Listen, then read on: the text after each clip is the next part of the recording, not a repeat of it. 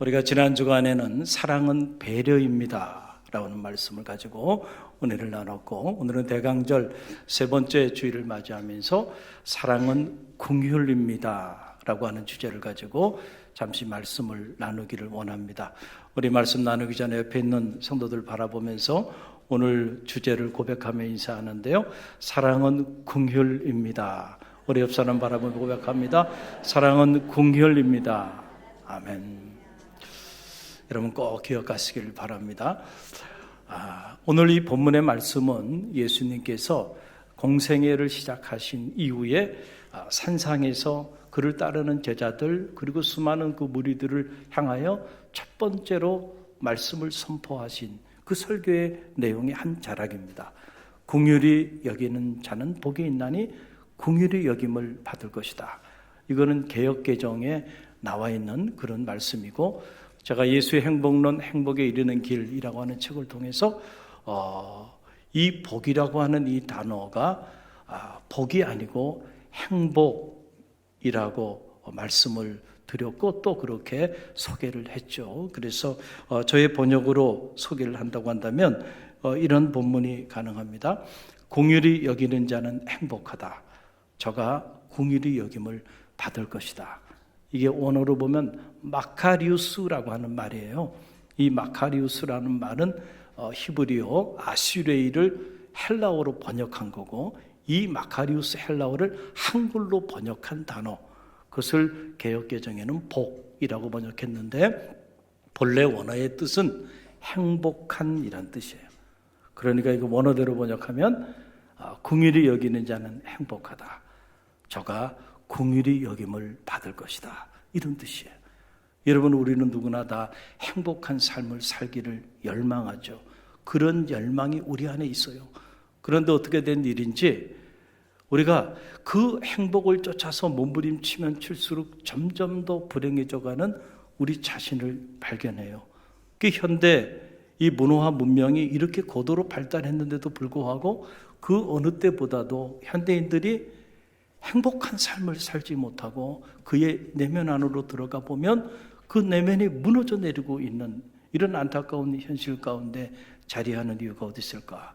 여러분, 오늘 말씀에 비춰서 생각해 본다고 한다면 이런 겁니다. 여러분, 정말로 우리가 행복한 삶을 살길 원한다고 한다면 긍휼한 마음을 가지십시오. 긍휼한 삶을 사는 일과 행복한 삶을 사는 일은 대단히 긴밀한 관계가 있다는 거예요. 내가 긍휼한 마음을 품고 그리고 긍휼한 삶을 살게 되면 하늘의 행복이 나에게 찾아온다는 거예요. 왜냐하면 내가 또한 누군가로부터 긍휼히 여김을 받게 된다. 사람에게 긍휼히 여김을 받을 뿐만 아니고 하늘 아버지로부터 긍휼히 여기심을 받는 은혜를 덧입게 된다. 그렇기 때문에 그 사람의 인생은 행복한 인생을 살지 않을 수가 없다라고 하는 사실이에요. 그런데 우리는 행복한 삶을 살기 열망하면서도 긍휼한 삶을 살고자 하지는 않아요. 오히려 비정한 삶을 살죠. 그러니까 점점 더 많은 것을 취한 것 같은데 어떻게 된 일인지 내가 취한 그 많은 것들이 나를 불행의 나락으로 쑤셔넣는 것을 오늘 우리가 목도하게 되는 겁니다. 긍휼이 뭘까? 긍휼이라고 하는 이 단어는 라훔이라고 하는 단어예요. 긍휼이 여기다, 라함이라는 말이죠. 그런데 이 말은 어머니의 태, 즉 자궁을 상징하는 단어 레훔에서 온 말이에요. 레훔에서 라훔, 라함, 긍휼이 여기다 라고 하는 말이 왔다는 거예요. 그러니까 이 긍휼이라는 단어와 어머니의 자궁은 같은 의미를 가지고 있어요. 왜 어머니의 태를 긍휼이라는 단어로 표현했을까요? 여러분, 이유가 있는 거예요. 여러분, 태아가 가장 안전하고 평온하게 자리한 곳이 어디냐면 어머니의 태중입니다.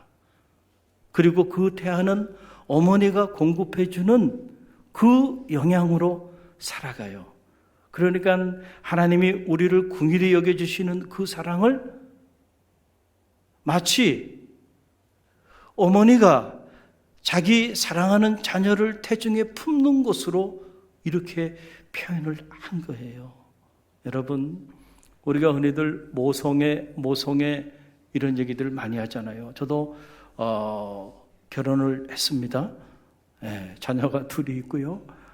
아이들을 키우면서 이렇게 보니까 결혼하기 전에는 아내와 저는 사랑하는 허니 그러면서 그저 사랑하는 허니와의 관계죠.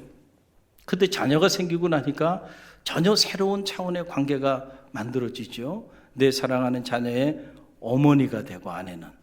그리고 또 저는 아내가 그렇게 끔찍하게 사랑하는 딸들의 아빠가 되는 거예요. 그러니까 전혀 새로운 관계가 이렇게 형성이 되면서 살아가게 되는데, 이런 관계 속에서 살아오면서 제가 이렇게 보니까 제가 넘을 수 없는 장벽이 하나 있더라고요. 그게 바로 뭐냐면, 모성애만큼은 극복이 안 되는구나. 제가 딸이 둘이 있는데요. 저희 집에는 정의가 없습니다. 무슨 말인지 이해가 잘 안 되시죠? 아무리 저희 집사람이 잘못했어도요, 그분이 옳은 거예요. 할렐루야. 셋이 똘똘 뭉칩니다. 그러니까 옳고 그름을 집안에서 따지면 절대 안 돼. 그건 정말 어리석은 일이에요. 그저 머슴처럼 삽니다.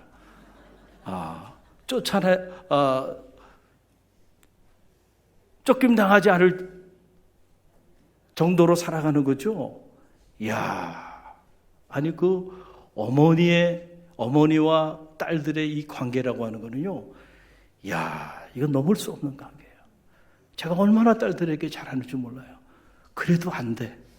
그래서 어디서부터 이게 문제가 된 것일까? 들여다보니까 결국 태중에서 몇 개월을 품었어요. 10개월을 품었어. 오늘 이 자리에 있는 아버지 되시는 분들 극복하고 싶으면요, 여러분도 10개월을 품으세요.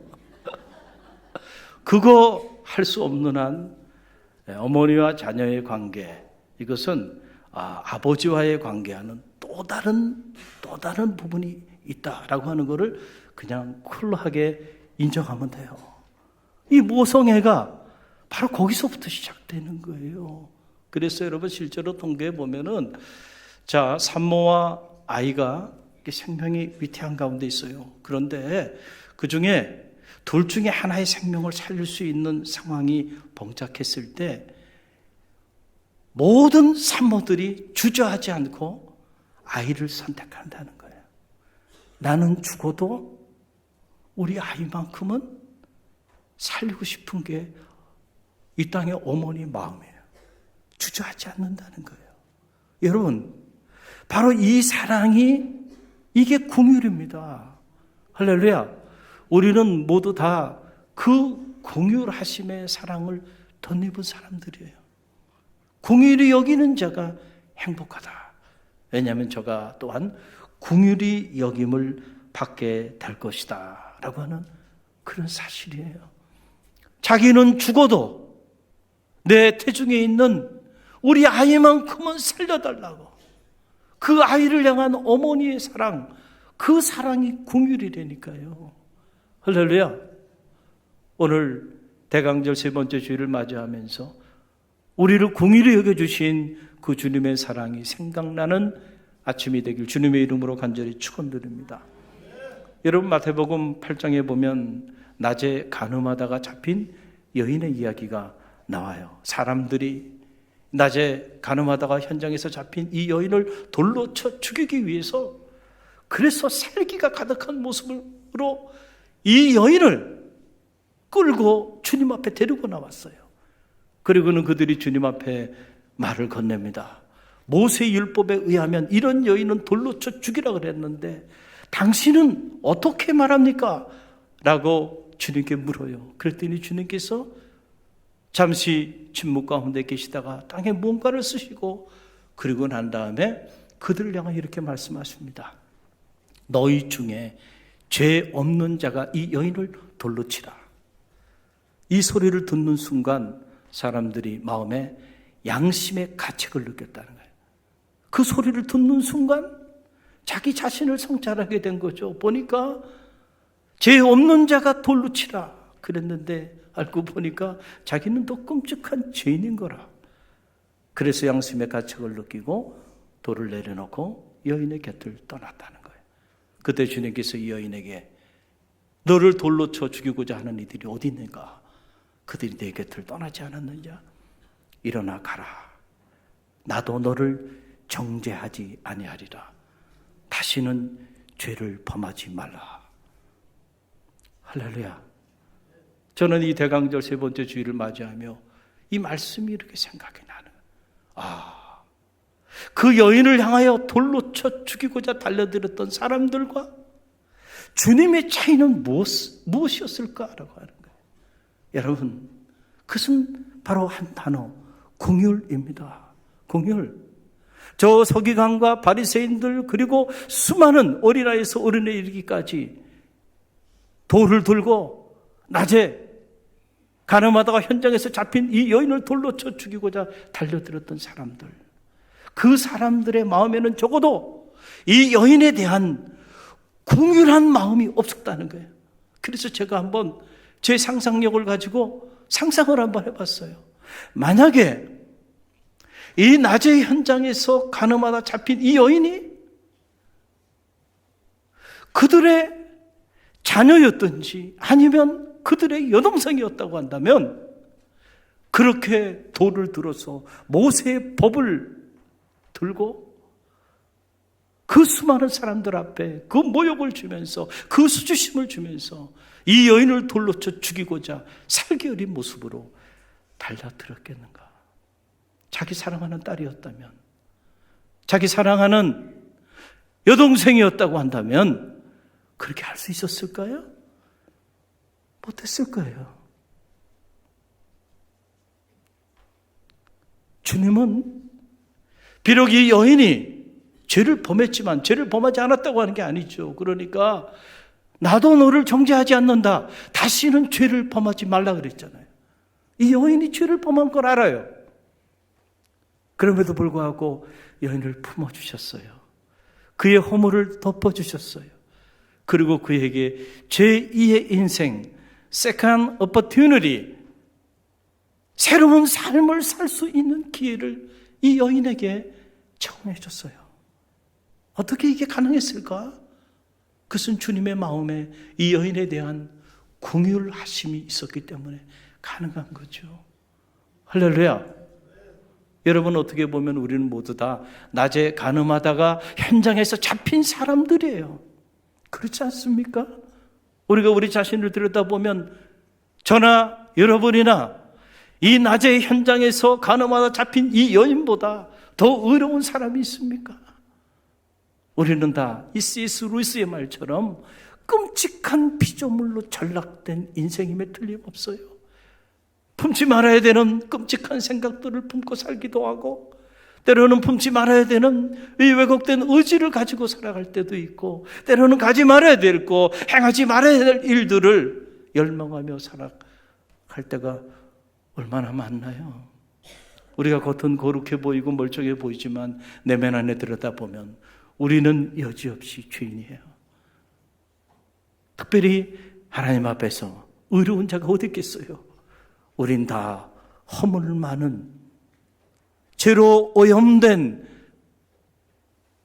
끔찍한 피조물에 불과하던, 그럼에도 불구하고 우리를 품어주시고 우리를 사랑하셔서 우리를 그 죄와 허물에서 구원해 주기 위해서 저 높고 높은 보좌를 버리시고 가장 낮고 천한 말구유의 아기 예수로 주님께서 오셨다라고 하는 사실이에요. 이 대강절 세 번째 주일을 맞이하면서 그 주님이 우리에게 말을 건넵니다. 긍휼히 여기는 자가 행복하다. 저가 긍휼히 여김을 받게 될 것이다. 여러분, 어느 부잣집 대문에서 매일같이 과일을 파는 행상인이 있었습니다. 그런데 늘 그녀는 콧노래를 부르면서 그렇게 감사하는 마음으로 그렇게 장사를 하고 있는 모습을 봤어요. 그래서 이 부자의 마음에는 아니 나는 저 사람보다 많은 것을 가졌는데 가만히 보면 자기 집 앞에서 과일을 파는 저 행상인 저 사람이 자기보다 더 행복한 것 같아. 그래서 마음에 이게 뭐지? 이런 의구심을 가지고 있는 찰나에 어느 날 대문 앞에 나와보니까 늘 그곳에 이 과일을 파는 행상인이 있었던 수레 그 자리에 한 노트가 하나 이렇게 떨어져 있는 거예요. 그래서 그 노트를 들어서 이렇게 보니까 뭐라고 써있냐면 주님의 몸된 교회를 위하여 겉장에 그렇게 기록이 돼 있어요. 그게 궁금해가지고 아내를 들여다봤어요. 그랬더니 그곳에 사람들의 이름이 쭉 기록이 돼 있고 그 옆에 그 사람의 형편, 그 사람이 지금 어떤 형편에 있는지 빼곡하게 기록이 쫙 돼 있는 거예요. 그걸 보고 놀랐어요. 이게 뭘까? 그 다음날 나가보니까 그분이 그곳에 와 계세요. 그래서 내가 여차여차해서 어제 이 노트를 주셨는데 아마 당신 거 아니냐고. 그랬더니 감사하다고, 이걸 잊어먹어가지고 한참 찾았다고, 고맙다고. 그래서 이 부자가 하는 말이 노트 내용을 보지 말았어야 되는데 그만 제가 궁금해서 펼쳐봤다고. 거기 보니까 뭐 사람들의 이름이 있고 형편들이 이렇게 기록이 돼 있는데 도대체 그게 뭐냐고. 그랬더니 수줍은 듯이 이분이 얘기를 하는 거예요. 사실은 이 사람들은 제가 도와줘야 될 사람들입니다. 자기가 도와줘야 될 사람들, 그 사람들의 이름이 거기 쫙 기록이 돼 있고 그 사람들의 형편, 도움을 필요로 하는 그들의 형편에 대한 내용들이 쫙 서로 기록이 되어 있는 거예요. 그래서 이 부자가 그 이야기를 듣고요, 큰 충격에 빠진 거예요. 자기는 이 사람보다 더 많은 것을 가졌는데 한 번도 내 자녀, 내 가족 외에 다른 사람들을 돕기 위하여 생각해 본 적이 없는 거예요. 그런데 이 사람은 어떻게 자기보다도 더 가난한데 이렇게 더 힘든 사람들을 돕기 위해서 그 노트에 그 이름을 기록하고 그들의 형편을 기록하면서 그들을 돕기 위해 이렇게 노력하는가? 거기에 큰 충격을 받았다는 거예요. 여러분, 실제로 그렇습니다. 많이 가진 사람이 많이 도우며 사는 게 아니에요. 이렇게 보면 가난한 사람들이 오히려 가난한 사람들의 마음을 알아. 그래서 오히려 가난한 사람들이 가난한 사람을 진심으로 더 많이 돕고 살아요. 할렐루야. 중요한 건 내가 가지고 있는 것이 남을 돕는 도구가 되기 위해서는요, 그것보다 더 중요한 걸 가지고 있어야 돼요. 그게 바로 뭐냐면 긍휼의 마음입니다. 할렐루야. 그 긍휼히 여기는 마음이 없으면 아무리 많은 것을 가지고 아무리 많은 것을 누리며 살아도 자기밖에 몰라.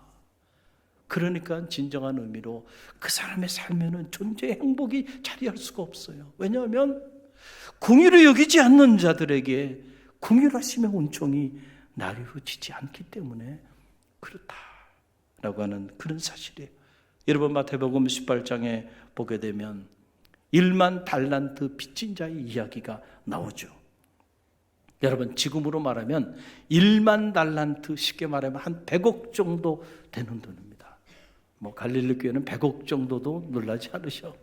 그 정도 큰 돈이 아니라고 생각하시는 것 같은데 100억 정도 빚을 이제 빚진 자예요. 그런데 어느 날 주인이 그를 불러다가 너 갚으라는 거예요. 100억을. 갚을 길이 있어야죠. 도저히 갚을 길이 없어요. 긍휼하게 달라는 거예요. 내가 갚기는 반드시 갚을 텐데 좀 나를 좀 불쌍히 여겨 달라는 거예요. 그랬더니 주인이 그 모습을 보고 긍휼한 마음이 들었어요. 그래서 100억을 빚진 그 사람에게 100억을 다 탕감해 줬어요. 할렐루야. 놀라운 은혜죠. 100억을 완전히 다 탕감해 줬어요. 그 100억을 탕감받은 이 사람이 이제 길을 가게 되는데 길을 가다가 자기에게 100데나리온 빚진 자를 만납니다. 100데나리온은 우리 돈으로 쉽게 말하면 한 100만 원 정도 되는 돈이에요. 그런데 자기에게 100만 원 정도 빚진 그 사람에게 100억을 탕감받은 자가 말을 합니다. 너 나에게 빚진 돈 갚어. 그러니까 이 사람도 그 100만 원을 너무 가난해서 갚을 길이 없어요. 공의력에 달라고, 불쌍하게 달라고 해요. 그런데 어찌 된 일인지 말이죠. 자신은 100억을 탕감받아 놓고요. 그리고는 자기에게 100만 원 빚진 자를 용납하지 못하고요. 공의를 이기지 않고 그를 감옥에다 쳐넣었습니다. 여러분, 이 소리를 주인이 듣게 돼요. 세상에 이런 끔찍한 놈이 있는가? 그래서 그를 다시 소환합니다. 그리고 그 100억을 받은 자에게 주인이 이렇게 말을 합니다. 성경은 이렇게 기록하고 있는데요. 마태복음 18장 32절로 34절의 말씀이에요. 저와 여러분이 이 말씀 함께 몽독합니다. 이에 주인이 그를 불러다가 말하되 악한 종아, 내가 빌기에 내가 내 빚을 전부 탕감하여 주었거늘 내가 너를 불쌍히 여김과 같이 너도 내 동료를 불쌍히 여김이 마땅하지 아니하냐고 주인이 노하여 그 빚을 다 갚도록 그를 옥졸들에게 넘기니라. 주인이 다시 그를 불러서 그를 호칭하는데 이제는 악한 종아 그러는 거예요. 왜 그가 악한가? 내가 너를 공의를 여겨주고 내가 너를 불쌍히 여겨서 100억을 탕감해 줬는데 그러면 너도 너에게 빚진 자, 그 100데나리온 빚진 자를 불쌍히 여기고 공의를 여겨주는 것이 마땅하지 않느냐. 그런데 어찌 그를 공의를 여기지 않냐고 감옥에다 쳐놓느냐. 그리고요, 그를 100억을 탕감해 줬던 것을 다시 갚도록 요청하고 그를 감옥에 쳐넣었다는 이야기예요. 여러분, 긍휼히 여기는 자가 긍휼히 여김을 받는 거예요. 내가 너희를 사랑한 것처럼 너희도 서로 사랑하라. 주님 말씀하여 주셨는데 이 말을 우리가 다시 바꿔서 말하면 내가 너를 긍휼히 여김같이 너희도 서로 긍휼히 여기라는 거죠. 할렐루야. 여러분, 가끔 보면 부부지간도 부부싸움을 하니 여러분, 믿음의 길을 걸어가는 성도들 사이에도 갈등이 있겠어요, 없겠어요? 가끔 갈등이 있어요. 갈등이 심화되게 되면 그 모든 갈등을 누구에게 가져오나요? 여러분, 모르는 척하고 계시네. 이거는 목사님에게 이야기를 해야 돼. 그리고 담임 목사님에게 다 가져와요. 그때부터 모든 문제가 저의 문제가 됩니다. 고민이 돼요. 특별히 두 분이 갈등할 때 한 분은 나서다가는요, 결국은 어떻게 될까요? 둘 다에게 버림받습니다. 참 해결되지 않는 부분이에요. 어떨 때 믿음으로 권면하죠. 그냥 품어주세요. 그럼 어떤 경우에요? 목사님 모르셔서 그래요. 모르긴 뭘 몰라. 이런 소리가 막 여기까지 나오고 싶어요. 당신은 1만 달란트를 탕감받은 사람이야.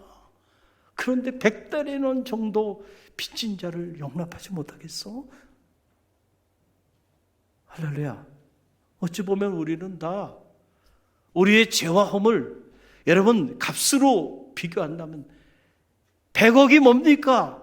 여러분, 그 이상 돈으로 환산되지 못하는 끔찍한 죄와 허물 가운데 영생의 축복을 누리지 못하고 사망의 길을 걸어갈 수밖에 없는 인생들이었는데 주님의 그 십자가의 사랑, 자기의 몸과 자기의 삶 전체를 내어주신 그 사랑을 여러분 값으로 환산할 수 있겠어요?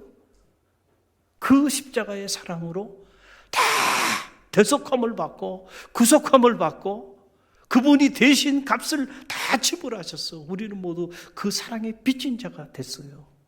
그런데 오늘 나에게 조금 힘들게 하는 그 사람을 내가 용납하지 못하겠다고 부들부들 떨고 있다고 한다면, 여러분, 오늘 이 성서가 우리에게 이야기해 주는 이 1만 달란트 탕감받은 자, 이 1만 달란트 탕감받은 자와 다를 게 무엇이 있겠는가 라고 하는 사실입니다. 오늘 주님께서 우리에게 말씀하십니다. 긍휼히 여기는 자가 행복하다는 거예요. 긍휼히 여기는 자가 복을 받는다는 거예요. 왜냐하면 저가 긍휼히 여김을 받게 될 것입니다 라는 사실이, 우리 갈릴리 교회는 특별히 이 대강절을 보내면서 사랑의 말, 사랑의 생각, 사랑의 삶을 실천하는 사랑의 운동을 전개하고 있어요. 여러분의 삶의 한 자락이라도 이 긍휼하심의 사랑이 실천되어지는 축복이 있게 되기를 주님의 이름으로 간절히 축원드립니다.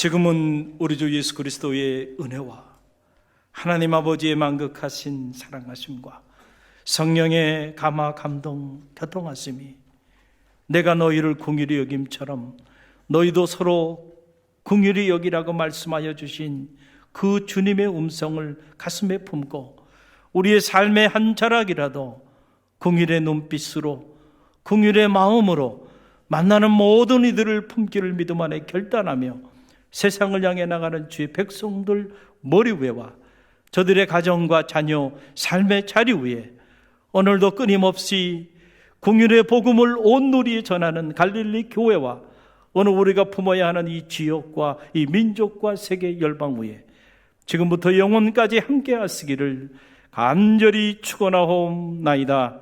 아멘.